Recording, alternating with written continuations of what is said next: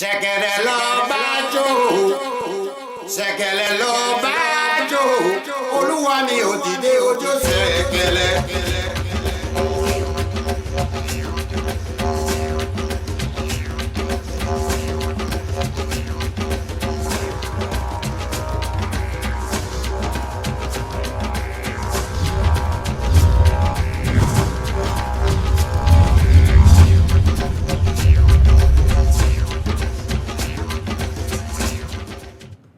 Welcome to Theoryforge Chronicles. I am Phantom X, joined by Neuro. We're actually absent Diggs and Sog tonight. We're still going to have a ton of fun.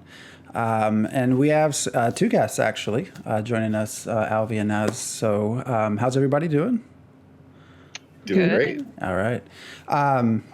As with almost, I think, everyone that joins our show, you two are probably already known. But we like to give you an opportunity just to sort of, for maybe the people who are watching who don't know who you are, just sort of a quick kind of what your place within the world of Elyria is. So either one of you start, doesn't matter to me. All right. I am Alluvial. I'm the Duchess of Prismatia, located in the Kingdom of Elyria, and I am a Kipik Duchess.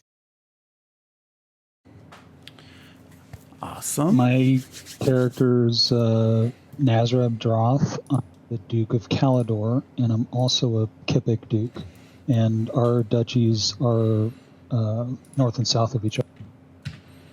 All right. And actually, you two are the first Kipik characters we've had. So I think that's kind of a place to start. Yeah, Nura, you were actually talking quite a bit about the Kipiks. I don't know.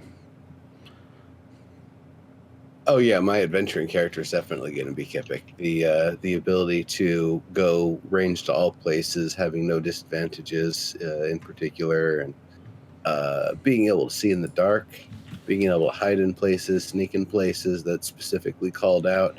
That's pretty freaking cool. Being able to whisper at forest critters and stuff. Like, I have a hard time messing with that as an adventuary sort of person. That's pretty damn sweet. Yeah, that was you two were actually talking about. I cannot pronounce. I'm not sure what it. Owl. What is it?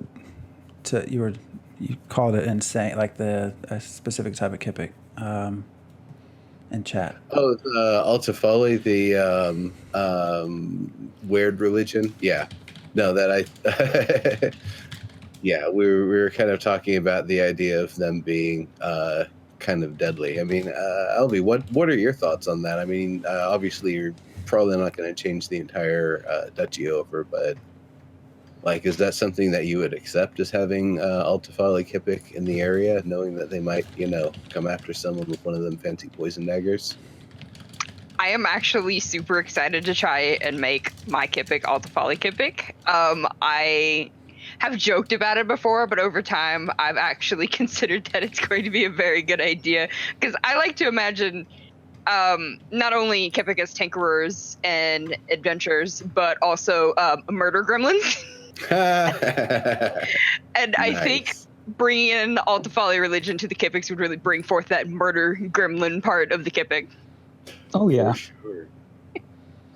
On the other side of things, I actually see Kipik ingenuity working in conjunction with like the communal sort of mentality that you're going to see just a divorce from the idea that anybody's research is sacred and special and protected, and instead that you have this like internal mass research engine that's just churning out all sorts of deadly stuff. Absolutely, I would love for that to happen. Yeah, I can definitely see that happen, especially with the Iron Forge and other things related to the Kipik in that area, for the being very protective of the area and its tinkering technology. In Soviet Prismatia, Kipik smash you. Yes. So yeah, some sort of stage is going to have a lovely festival every month called Hide and Go Kill. Hide and Go Kipik. That does sound very fun. So what is it? I guess I didn't realize you planned on that too. So like, what is it about that group? Like, what is the draw? Because I think we also had kind of chatted, like, everybody seems to kind of talk down about the kickbacks. There's a lot of posts about it. So, like, what is it that, I guess for all three of you, like, what draws you to that group?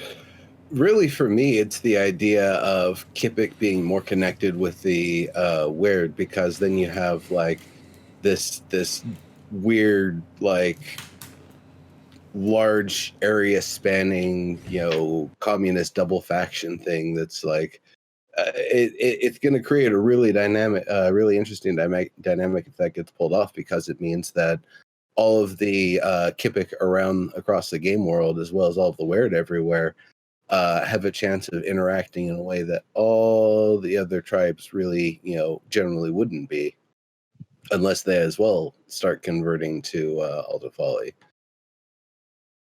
What do you think? Yeah, I generally like the sense of community, but also for the Kipik, I like their lore and culture in the game as far as being tinkerers and inventors, which is a very interesting mix with their relationship with nature and living in the trees. But then they have this fantastic tinkering and inventive and wit to them to survive, and that's how they adapted. And as far as Altafali Kipik go, I feel like that could really, spread research a lot quicker, kind of like wildfire. If everybody shares everything, then everybody can technologically advance far quicker than if they kept everything to themselves. Yeah, I think that's important.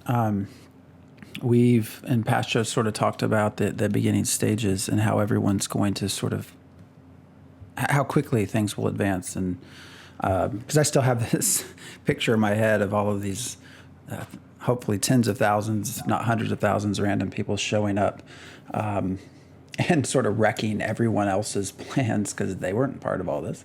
And so in my head, one way to prevent that is sort of how fast can defenses be created, and just all the basic stuff, weapons and armor, and how quickly will that sort of technology improve to where kingdoms and counties and duchies all are able to prevent potential disaster from hopefully hundreds of thousands of new players joining in.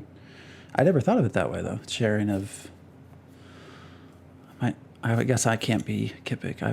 I honestly did not necessarily choose based off of that, but... No, but it's also sharing and protecting each other as a community, regardless of border. It's not Kingdom A versus Kingdom B. It's the people that want to play the game one way versus another. So those of us that like this concept and are worried about these things, we should be making trade agreements. We should be making mutual protection packs and going, okay, if you get messed with, I'll send you aid, you send me aid, so that, we're there to play the games as like-minded people, and we want to protect each other and grow together and, play for the next decade.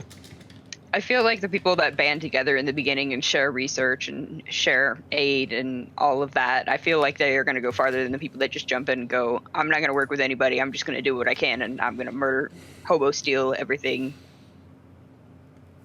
Oh, yeah. No, they're not going to get very far, and I'm absolutely excited to see people who try that, and just like, we're going to get the 1-star reviews, a lot of them, of people coming in ranting about how, like, they thought they could just go and kill everything and take stuff, and like the world didn't stop them from taking these things and killing these people, so why didn't they get any warnings that it would do all this bad stuff to them, and blah blah. Oh, I spent $30 on the Spark, and all I got was this crappy SOB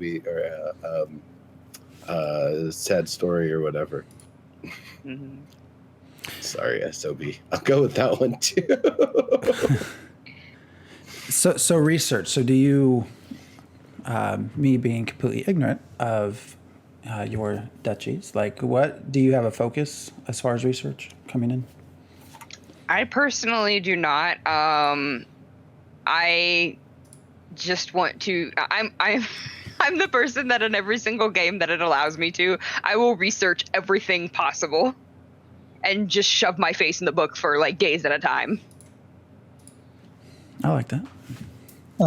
For my location, there will be a slightly more focus on ship design and shipbuilding, just in order to have those more advanced ships as early as possible in the game, but also, for transportation. But I also have a duchy-funded guild called Ambrosia, which is half tinkering, half smithing for those kinds of things. And it's for the inventors that want to push the limits and see what the devs give us, because they've said if people research a certain way, they'll let us have it. So while some people want armor or swords or ballistas, I'm thinking, well, why can't we make, old-style ancient Egyptian batteries and have an electrified moat or a fence?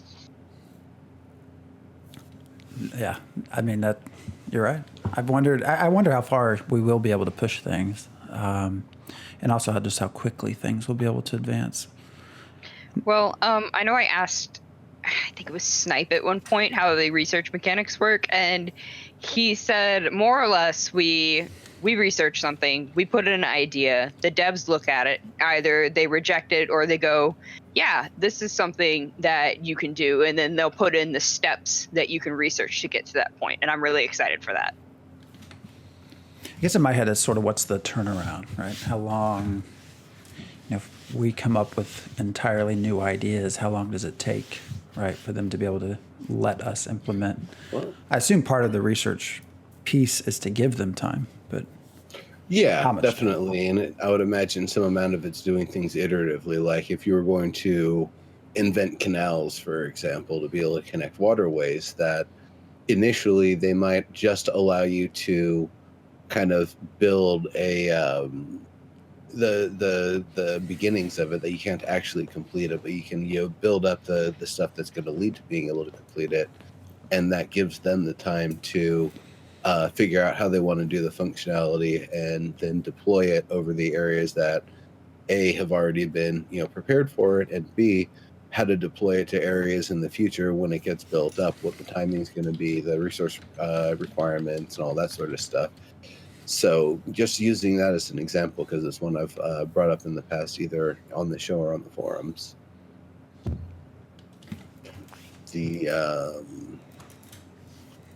But for just invention of any old sorts of things, I think there's definitely going to be levels of whether it's reasonable or not, combined with whether or not it's something they actually want to have in the game. I don't know if they're actually going to have bauxite processing into aluminum as a metal, for example.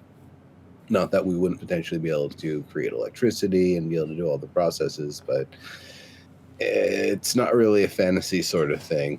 I would imagine it'd be highly more likely that we'd be able to make a furnace that can make the aluminum glass that's, the Gorilla Glass or whatever, and be able to use that for architecture much sooner than we'd actually use aluminum as a metal. That's just what I'm guessing. Right, and that sounds in line with what I was being told. So I guess talking about going back to what you were mentioning with people having to sort of play together to kind of get. Have you, as with your duchies, like started already? Obviously, within your kingdom, I assume there are collaborations and things occurring for resource trades and things like that. But what about outside? Has there been much? You mean as far as like Contact? Yeah, just even like even just in total, even like defense sort of things. Like, are there? And not. I guess if if I'm asking questions that shouldn't be answered, then don't. But I'm just curious how much outside of the kingdom discussions there have been, because you're both on the borders, correct? So. Yes, I border Ashland. Let's see, they border me on the north and the east. It is actually an unclaimed duchy, and I border the King's Duchy. I've kind of popped in their Discord in and out, but I haven't officially made anything with them yet. Yeah, and I'm the same way with Sev and Polite that border me. Yeah, because we're so far away, it feels like still, but I especially feel like with DSS, it's created a whole lot more conversation and planning, I mean, you add the Kickstarter anniversary on top of it. People seem just very rejuvenated with the whole thing. So it's fascinating to me just how in-depth planning is already. We have a general idea of what it'll be like, but really we don't know for sure. And there's so much discussion and planning. Particularly, I think, for what you had mentioned, I mean, people will need to somehow get along initially to make things kind of function and run. I still think they should just let that other kingdom, don't sell it, just let there be a fight over it so everyone can kind of focus on that while the rest of us kind of build up and create a more defensible world. I don't know. I'm sure there'll be lots of combat over the new adventure islands that'll circle us along the borders of the deeper. I don't know how much combat there's going to be, or if it's like, holy crap, we actually found one. Nobody has been in sight for a while because few people are actually out sailing right now that go this far. It's probably going to be the journey back. It's like, oh, hey, we haven't seen that ship in a while. They kind of left the trade routes for a few days, didn't they? Yeah, I bet they've got treasure. That's probably more the problem you're going to have to worry about. Right. That's my guess. Well, then Let somebody else do the hard work and find it, then you just smash their stuff and take it. As I say, that's like that expectation, like when you played other games where you get all the treasure, you're in your ship, you're trying to get back to sell it, and you're like, what is that in the distance? Okay, we're going to go this way. Sea of Thieves does that really well. Yeah. I will call them out and give them credit because, damn, that is a game. You just got your loot, you get in your ship, you see the sails in the distance. Damn it. For sure. Well, I think that's a good topic to actually switch to. I mean, how much have they said about them other than the fact that they will exist? Any? Do we know anything about size? Yeah, do we know anything about size, resources, like length of time to travel? Should you come prepared? Is probably, this is my guess, not written. And why I say that is it was just something that was added recently. And while I'm sure Snipe Hunter and a few people have had some ideas, Ombo's on the project now. He's the story guy. Of course he's going to do something really, really cool with it. So that's why I'm saying it's probably what we have is mostly unwritten compared to what it's going to be. I think he's probably going to be spending some time inventing that, making some amount of like the quests and adventures and what for that lead people to even find the approximate location of one to begin with. And, then if anybody finds one either by information or by just going out and getting lucky, what you actually find there, the implications of it, whatever, tags you get, whatever curses you get, whatever blessings you get or wounds or whatever for finding the stuff, that's going to stay with you. I think that's all going to be a very, very interesting sort of thing. And what we don't know now is probably going to be the case for a while. Yeah, because all we have is that they're greater islands that will be added to the farthest edges of saleable territory, waiting to be discovered by those skilled and brave enough to survive the attack. So I'm sure it's not something people are just going to stumble on day 2. Can you imagine? No, definitely not. Just getting all the way over there, getting your loot, how tough that's going to be, and then you turn around and somebody just nicks it from you. I mean, yeah, no, I expect it. That would be. I'm the, I guess, chaotic. Neutral. I don't know what you want to call me. I think that would be glorious. I would love to see that stream somewhere. But that's me. Oh, see, I would have laughed if the person got in the boat, and we've all seen the video of the lightning in the game. You just start sailing off, and lightning strikes the ship and sets it on fire. I hope that can happen. I think we had talked about that, right, Neuro? And Snipe was in chat. He did say I think that what we saw, it was not interactive. What was it? If there's a rainstorm and you're up at the top of a mountain wearing chainmail, shouting obscenities at the gods, no, I can't guarantee your safety. I believe that's what he said. Yeah, I think he mentioned there would be some small, but a chance that you could somehow interact with lightning. So,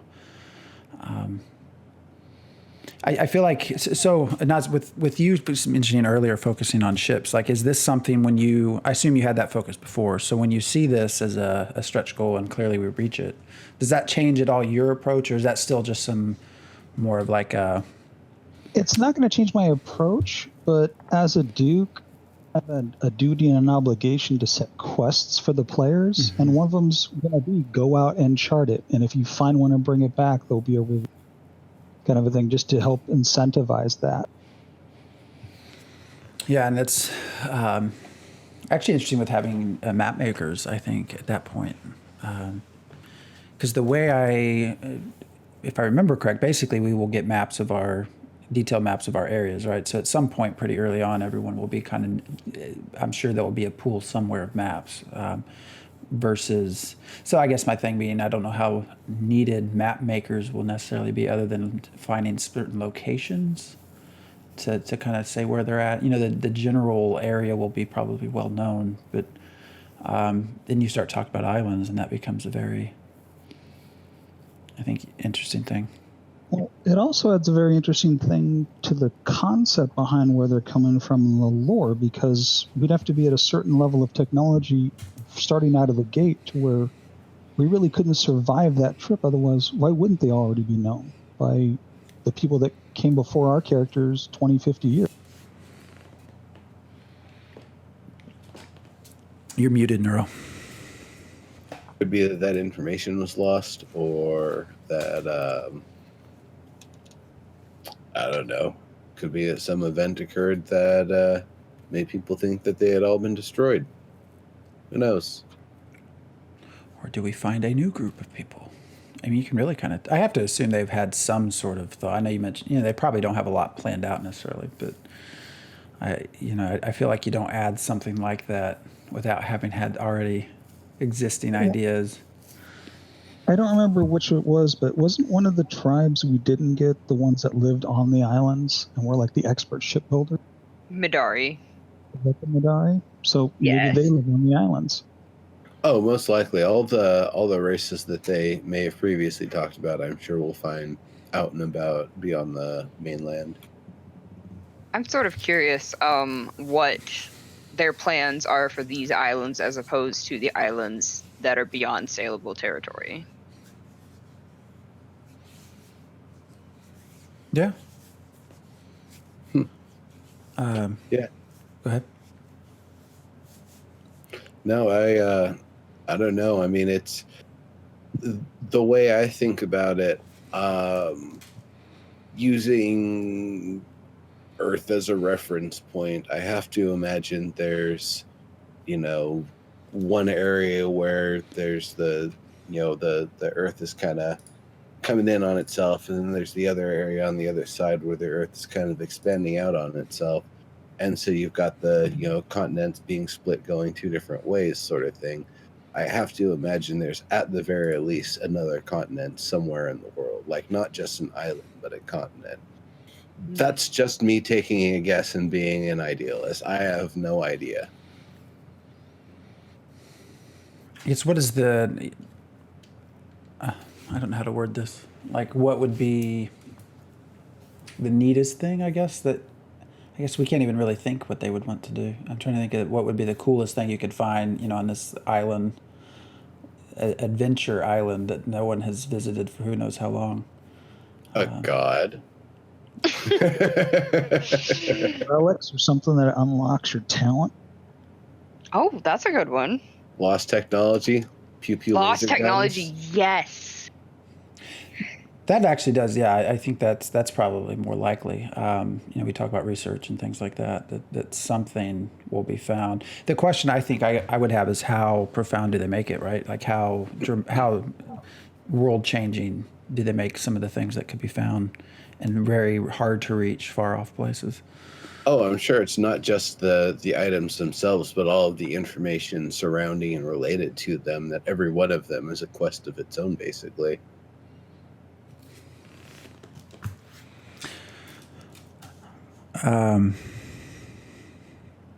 You had been talking earlier, and actually, the real reason Diggs isn't with us, about the idea of the long night.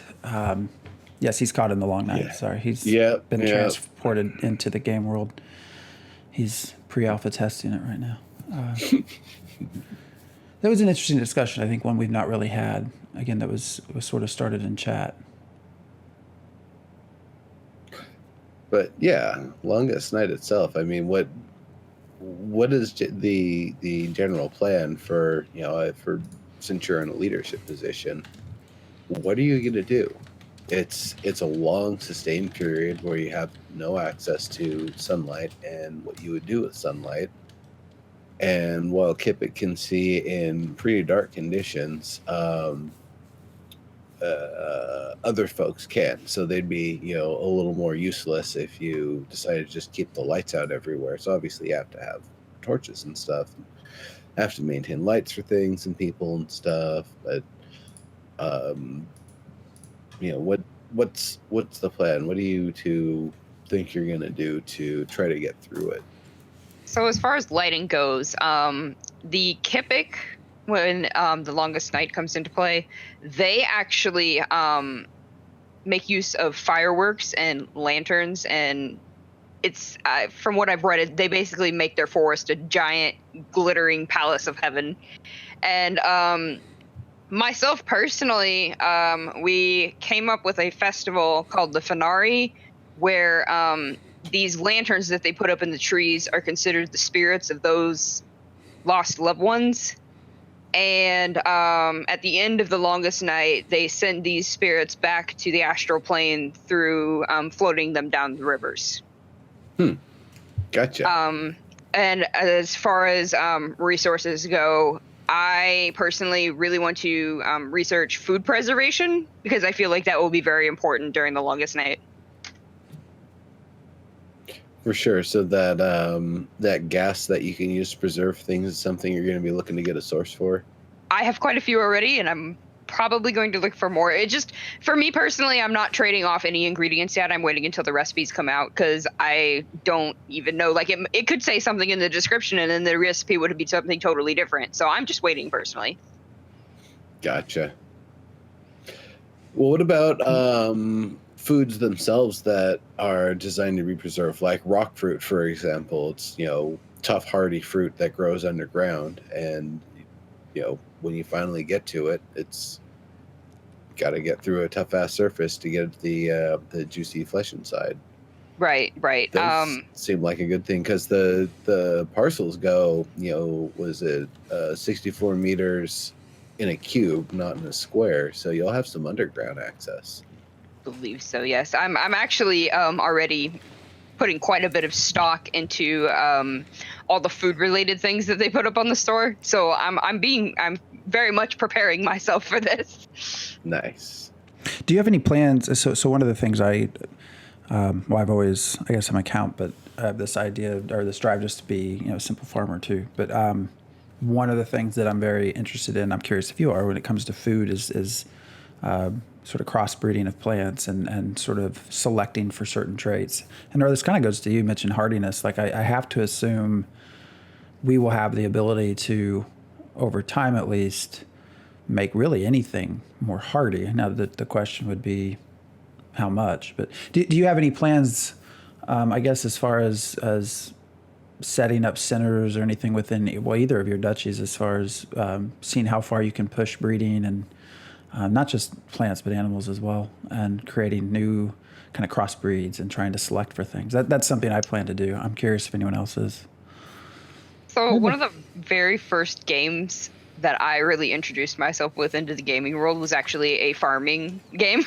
So I still follow the series, and one of the things I do really enjoy is different crossbreeding and stuff like that. I'm very interested to see how far we can take that, and as you said, bring out certain attributes that a plant or a fruit would normally not have to make it easier to preserve it.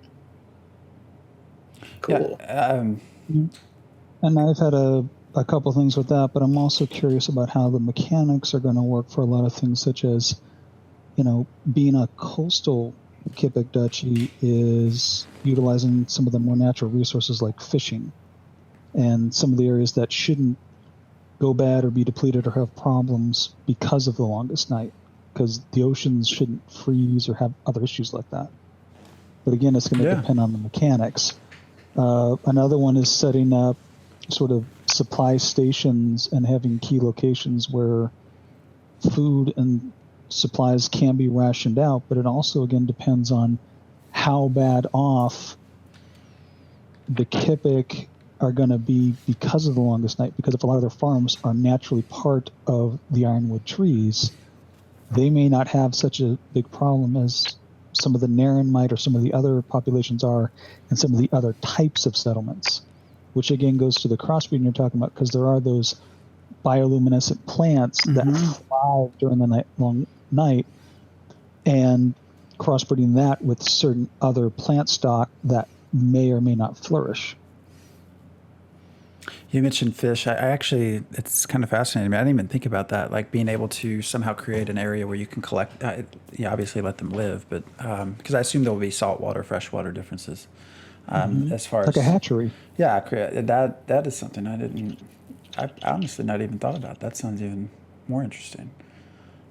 The mechanics, I assume, because they are trying to be so on point as they can with how the world works, with astronomy and all of that weather and whatnot, that when they talk about the ability to breed, I at least hope that is somehow based in the idea of genetics as we know it. Because if that is true, then, we really should be able to breed things in any direction we want to. It might be hard, but we should over time. Snipe had put something in, I forget which chat it was, basically saying that when we crossbreed, there will be repercussions that you're not aware of, that you're not going to know all of the things that which traits are linked. Maybe I'm trying to get something that makes a fruit sweeter, but linked to that trait is something that also makes it not last as long, or something to that degree. But if they stick to, again, the pure thought of breeding as it is, then we should be able to figure that. I'm like stoked to try to figure that out. I think in our chat I had made some sort of comment of challenge accepted. Like, all right, you don't think we'll be able to figure it out, but let's do this.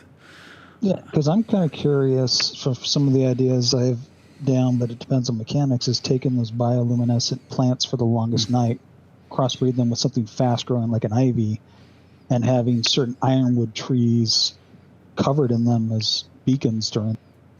Yeah. Interesting. I haven't thought of that. It's yeah. I didn't have that thought, but my county is one of the only with caves, so presumably have a good testing area for that. Now I sort of had a similar thought pattern of, okay, what else can I crossbreed this with? And how long will that take? Because the growing seasons will be so small. Realistically, I over the course of a month, like, can you create something brand new? I guess we don't really know how much leeway we'll have within that, within the coding itself of creating. I guess we just don't know enough yet of really even what traits we can select for. But yeah, and I also don't know how bad the longest night's going to be. I know it's 4 in-game years, but is it the 28 days of night that they have in Alaska, or are we talking a ice age apocalyptic event that happens once a real life? I kind of hope it's not the latter. You just kind of not on topic of long night, but more with the plants and growing things. I'm also very interested in seeing how far I can. They're selling all these packages for different, things that will grow in the wetlands, things that will grow in the steppes, things that will grow. You really should be able to grow most things anywhere except for the extreme, cold and heat areas. So I'm also very interested in trying to do that within. How far can I push that? And I'm not really talking the greenhouses either. Just how far can I push production of things that I'm not supposed to have in my county,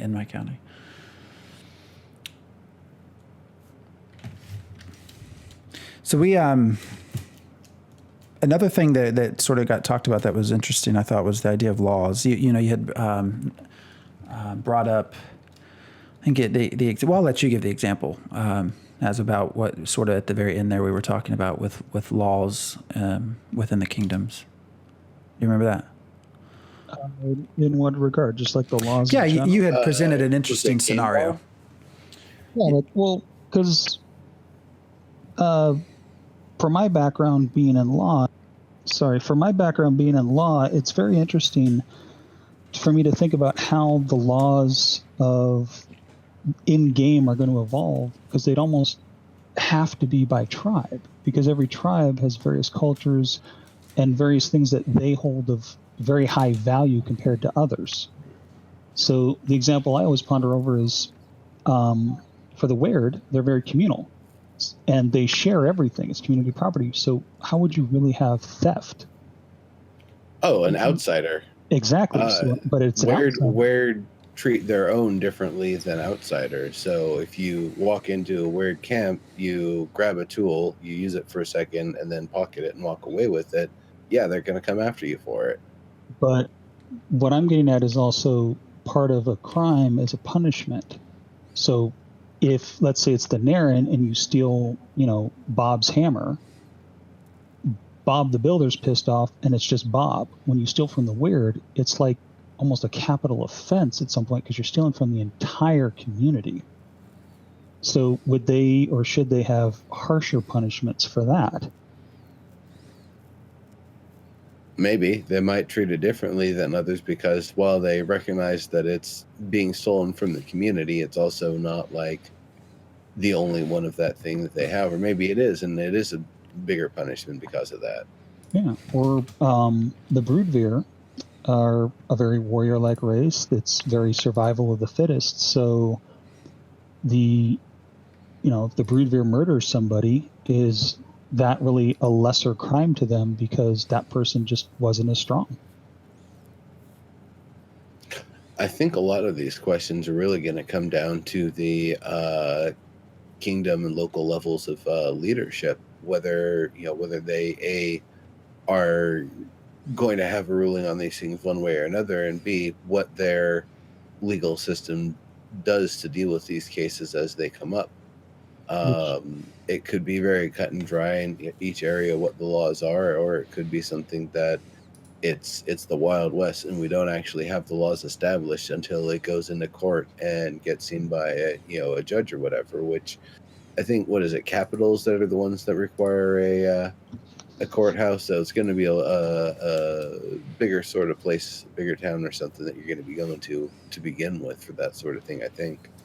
Yeah, and that raises another interesting question, which is sort of a choice of law debate. So let's say from Ashland comes over into the Kipik, does something, and they're wanted there. Do you try them under Kipik law, or do you try them under Naren Ashland? Well, are they still in the area where they committed the offense? Because if so, try them under those laws, because that's, the people who have been offended. Their laws, their land. Well, then should it matter where he gets caught? What if he gets back? Should there be extradition as part of the game mechanics?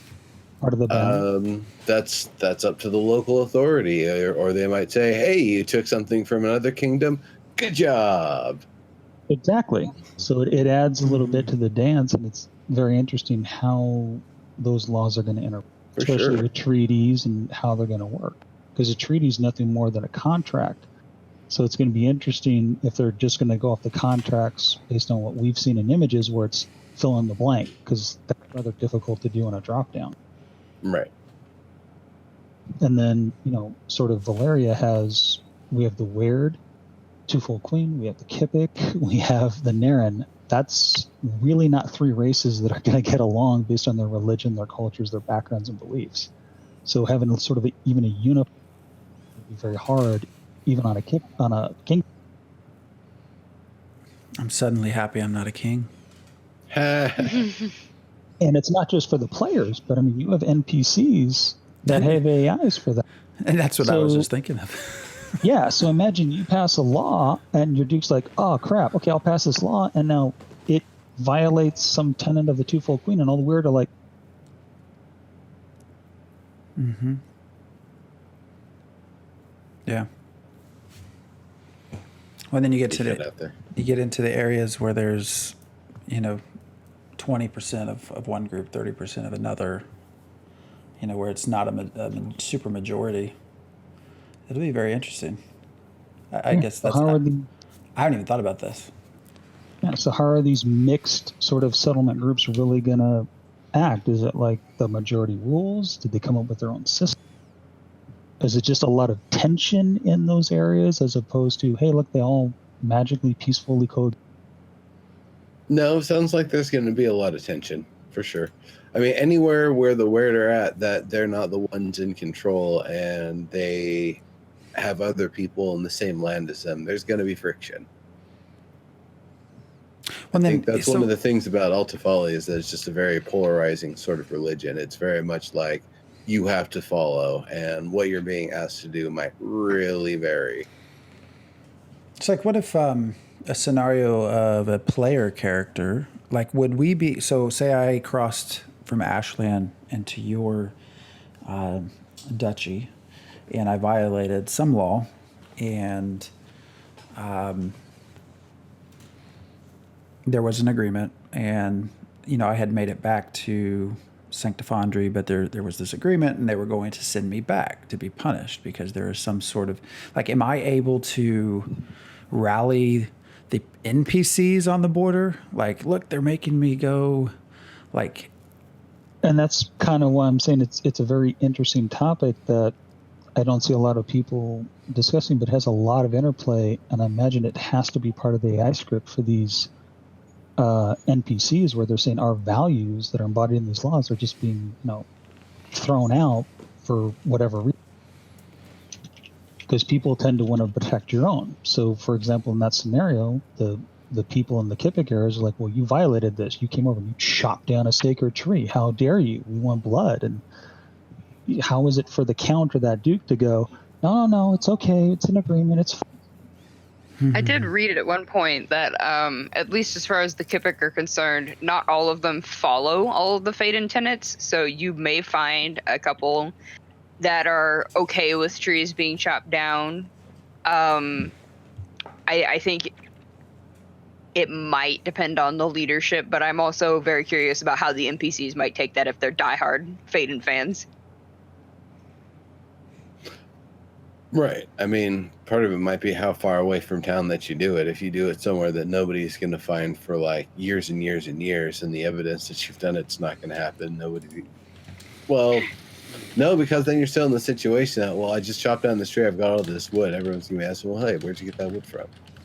Somebody chopped down a tree and nobody's around. Did they really chop down the tree? It's like that when I got here. Yeah, basically. I just walked up and it was already chopped down.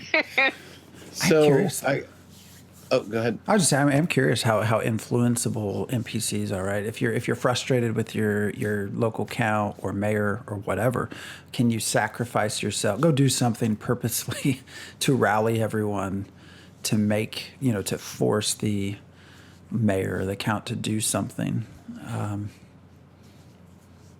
I think you should be able to, because that's part of the dance. I mean, the dance isn't just with nobility, but it's also making our population, our citizens, happy. I am very happy I am not on a border with another kingdom, and I have a fourth of my border is coastline. So there you go. There you go. The fight with the fish. So go ahead. I'm gonna ask the question I usually ask. So we saw the silliness and the arguments and everything over the resources as those were shifting around, and they finally resolved as they were apparently supposed to be from the beginning, and they just had to fine tune everything to get there. While all of that was going on, did any of that have any impact on regional selection whatsoever? did you already know approximately where you wanted to go, and it didn't really matter what the resources were? I mean, what were both of your thoughts on that? Well, as far as I'm concerned, and I believe for Naz as well, we were always set on those two duchies. If anything, it just made us groan every time they changed the resources and we had to plan all over again. For me, it was less of the duchy and more of the county and settlement levels, because I'd be like, okay, I'm gonna put my county over here because this looks nice. It's got the high ground. It's got fish. It's got these nice resources. And then the next iteration, I'd be like, well, there's all that gone. Now I gotta look over here. And some of it was face palming too. Like, I think half the counties in my duchy at one point didn't have trees as a resource, and I was like, whoops. Well, but then when they finally got it resolved, did it end up somewhere that was pretty appropriate for both of you? Oh yeah, for sure. oh yeah. Cool. There was one question from Shrew Crow. We kind of, I think, touched on it earlier, but I'll just go ahead and go and ask. And it was about the having a border with another kingdom, and specifically sort of how they plan to handle the kingdom borderline. Will they have it just says, will they have a hard border with trade or immigration between the kingdom border? I think we kind of talked about that a little bit. You mean like a checkpoint or something? Let's see. Shrewd, you're in chat. Can you type if there's more? It just mentioned, like a hard border. So will you? I assume that's what that means. Like, will you allow free between a different kingdom people to kind of freely come and go, or has that even been a thought? I intend to, and my chats with my neighbors was to do that, just because I'd rather spend the resources on going, here's a central trade hub, here's a good place to go, here's a good place to spend money and enjoy the game, as opposed to, okay, you 50 players, I'm going to waste everyone's taxes so you can patrol up and down along a border to make sure people use just these roads. I mean, smuggling's probably going to be part of the game. That'll be a fun aspect to the game. And I'm sure, people are going to want to be, bounty hunters, and it promotes that type of industry and player style to want to go out and say, I'm going to catch these people doing this. Smuggling those rare trees and rare resources across the border somewhere. It's nice to always consider all play styles and try and create a story for every single one of them. I personally, I'm planning on having an open border. I don't want anything like toll roads or anything like that, because I feel like it'll help promote trade more rather than, I'd rather spend my EP on trading with those around me rather than bordering up myself and getting all those massive siege weapons and saying, you cross that line right there, you're going to get shot. Right. It's an interesting comment. Is it smuggling if you aren't enforcing the border? I guess the stuff's still stolen. I think it's more along the lines of, it's not necessarily that crossing the border is the problem. It's the stealing of the goods that's the issue. Yeah, if the goods aren't allowed to go crossing the border, it shouldn't matter where you are on the border. I mean, I have a coastal duchy. They could sail around too. It's still trying to get it. And I'm looking on the maps here. Just there aren't really even big defensive structures along that border either. It appears, are there? No, there are not. Yeah. Not along the border, but nearby on some of them for mine. I think it's Red Watch has a couple.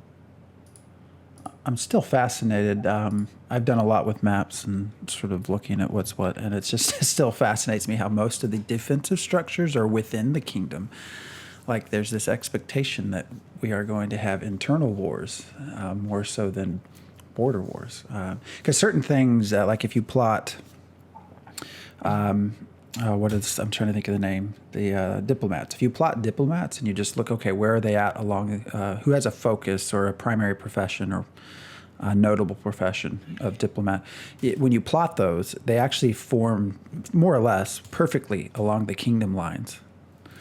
That's where they all tend to cluster. So you would kind of wonder, or think, or I would at least, that sort of a similar thing for kingdom lines and then coastlines. And that's actually not the case. Now, I'm sure things will change as people get in and start building and doing what they want.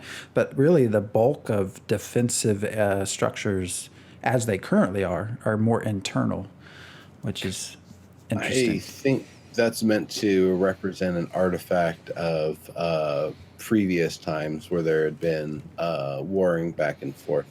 I feel like it's purposeful. Representative of the current borders. I mean, I feel like it's purposeful. Because equally, if you look at astronomers, they actually do tend to all cluster in higher range elevation. So, I mean, there's some thought to how things are placed. I don't know.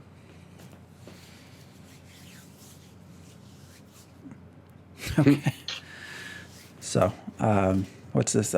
Cheaper to maintain one large car.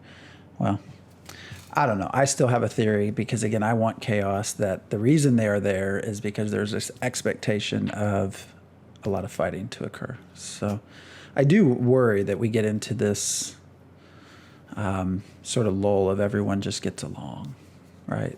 I don't think there'll ever be everyone just gets along. I don't know. I would have thought that until... when was it, Neuro, 6-8 months ago? Eve, which, is notorious for fighting, actually they got to a point where they had to disable communication in the game to sort of make people fight again.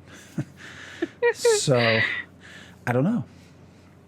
I mean, I think things can be all hunky-dory and communication seems good now that we have the maps. But once we get in game, I mean, really, how is it going to be? All the players, again, I expect there's going to be a lot of players that 1-star review that, they came in, they try to kill and take a bunch of stuff. Things went really poorly, and now there's a target on their head, and nobody wants to do business with them. Right. I think there's going to be a lot of those. I think that's definitely going to be a thing, especially the part where you said about, they don't want to do business with them. Because I feel like in a lot of games, you can PvP, you can kill people, you can steal their shits.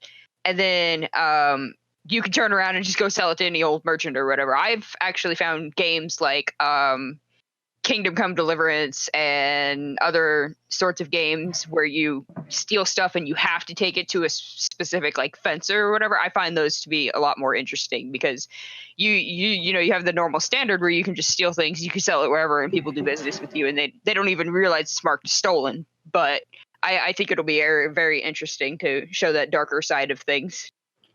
And I think that's more along the lines of, what do you mean by the conflict and the chaos? Because even in our own, if you take the United States as an example, we have no internal war right now. We don't have a civil war going on. We don't have massive groups fighting each other, but we have crime all over the place. We have chaos all over the place.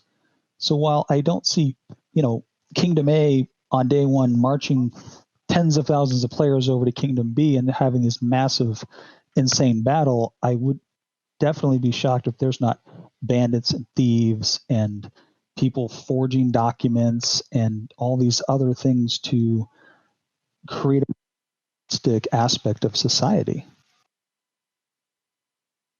I guess I never thought of it in that sort of way, and I guess that does make sense because certainly the majority, I think, of the defensive structures are smaller. I mean, they're not these massive structures.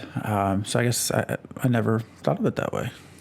PvP is not necessarily always warfare and structural deconstruction. It could also be economical, social, and that's the aspects that I think COE really brings forward that I'm interested in. It's not just the normal, hey, I'm going to kill you and take your stuff. Yeah. I mean, not only that, let's say somebody makes the best swords in Ashland, and then they find out about this swordsmith in Valeria and another swordsmith in Aranor. Now, they're competing with each other. And then they're going to start getting tradesmen to want to compete and get their goods versus somebody else. Now they're going to undercut. Now they're going to try to outdo each other. And that's going to then inspire the transportation because nothing's teleported. Everything has to be transported by goods. So you want to undermine somebody, you want to take it that next step? Well, I'm going to hire people to ambush and rob your caravan. Oh, your swords didn't get there? Oh, you should have bought from me. I'm more reliable. So there's all kinds of things that are going to take place all the time, as opposed to an army sieging for, weeks and marching for hours and hours on end and hopefully not starving to death. Yeah. Nora, can you tell I'm gonna do this giveaway? What was that? So can you take over for a minute? Yeah. Actually, while we're doing that, go ahead.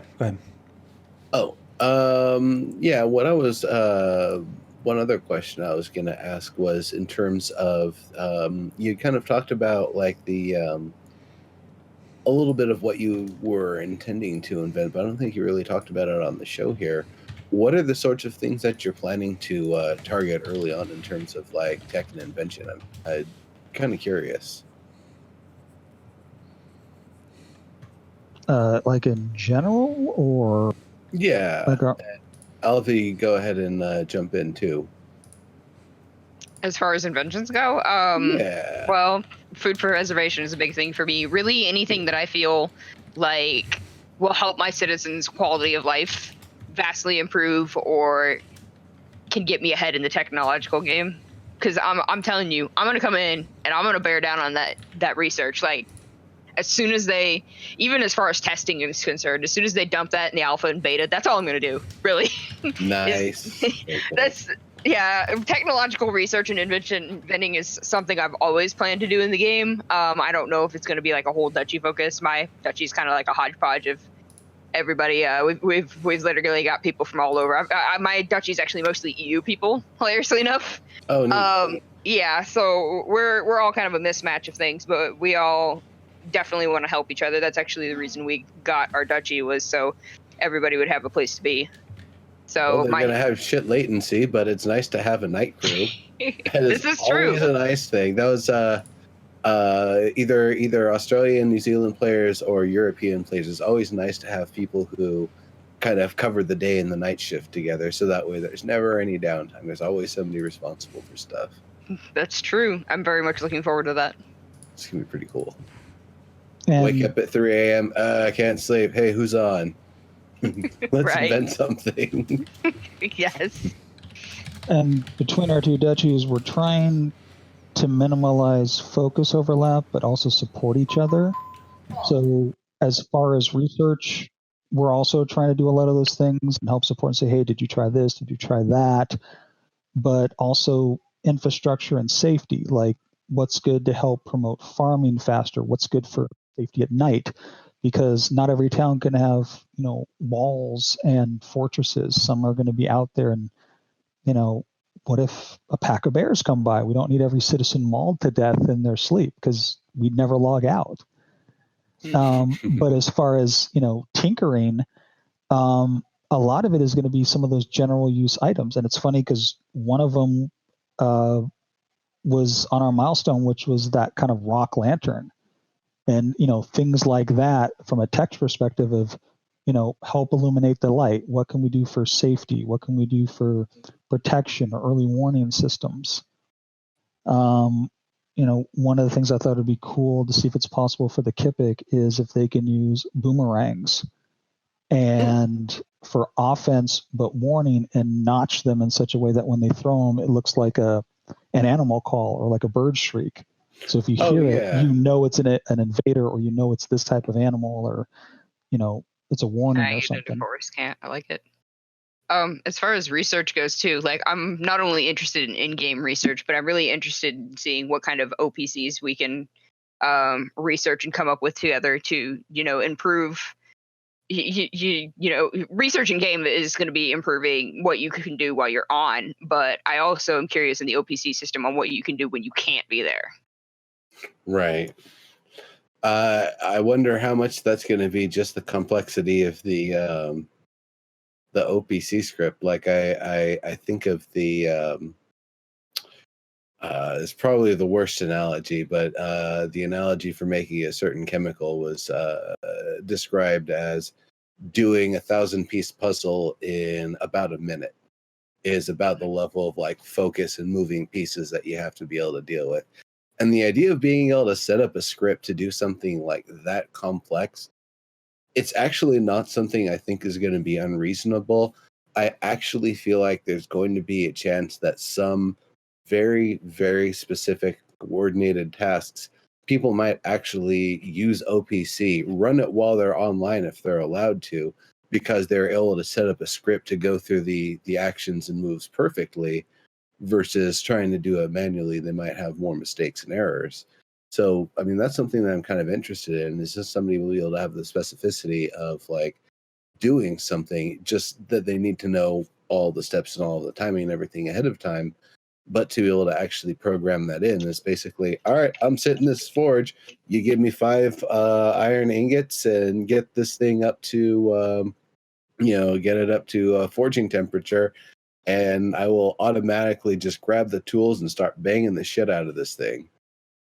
Yeah, but how much of that is meta to where we as the player know what it should be, and that's what they based it on real life, and how much of that, just from inventions we know of, weren't made because you were trying to go through a process, but were made because of a mistake that a script may not ever get. Fair enough. You just put these two innocuous things together. And I mean, wasn't sticky notes a byproduct of a screwed up glue formula? Yeah.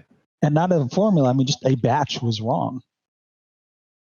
I mean, yeah, Worcester sauce was this nasty stuff some dude commissioned. They tasted, and it was absolutely atrocious.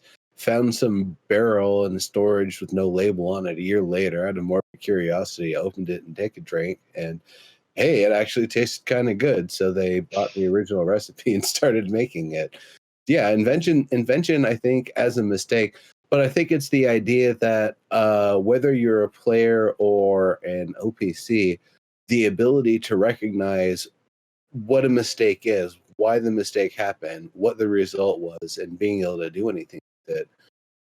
I don't know how much they're actually going to give us the tools for that. Like, if we're going to have like, ruined metal ingot and ruined iron ingot or whatever for failing to bang the shit out of the piece of iron at the forge the right way or whatever.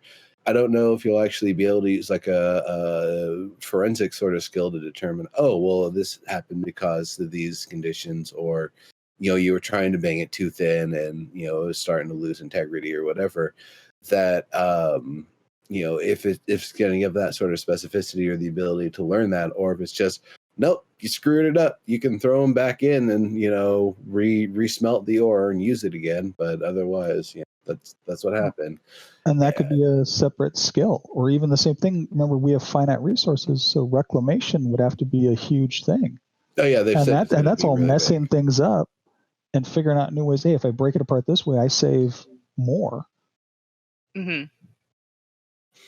Yeah, for metal, I believe they said reclamation is going to be incredibly high, like way more than real life numbers, just because they don't want to be dicks about it and discourage people from crafting unless they're at the highest skill. That's good. Yeah, it's going to be nice. We won't have aluminum, but going to recycle like aluminum. Yes. So, we still win. So we did have a winner there. Did you want to?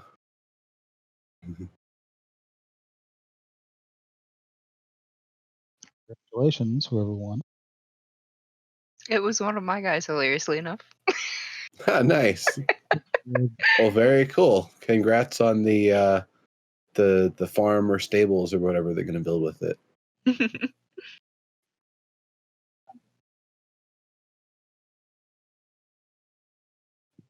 But usually before we get off, well, I can't help it.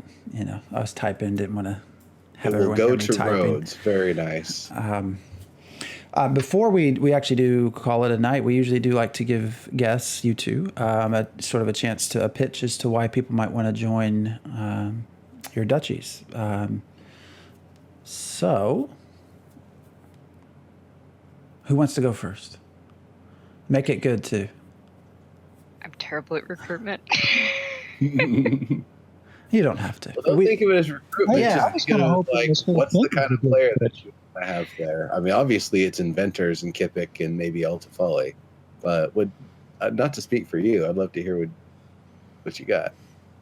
I mean, as far as I'm concerned, my main tool for telling people is if they want a very close knit community that loves to play games together, then my place is definitely a good shot. We're like a Alright. big family. I'd have to mirror that. I mean, that's kind of what we want, and we kind of want kinds. We don't want a completely boring system, and at the same time, we don't want too much chaos. But it's a game. It's for everybody. So we kind of want people to come in and like to hang out with other like-minded gamers and just have fun and have discussions like this. Awesome. Well, does anybody have any last things to go over? Any last words? I think we've covered actually a whole lot. So everything on my list, which I didn't think we would be able to get through everything on my list, we have. Kipics are quick. Except for the audio. The audio, which I've been hesitant to play because I don't want to get flagged for anything. So. Oh, the Thursday Shiny? Yeah, I have it all. Actually, I'll just play it. I don't care. I'm chaotic. Let me find it. Where's it at? All right. Yeah, we probably won't get flagged. I'm pretty sure it's original music.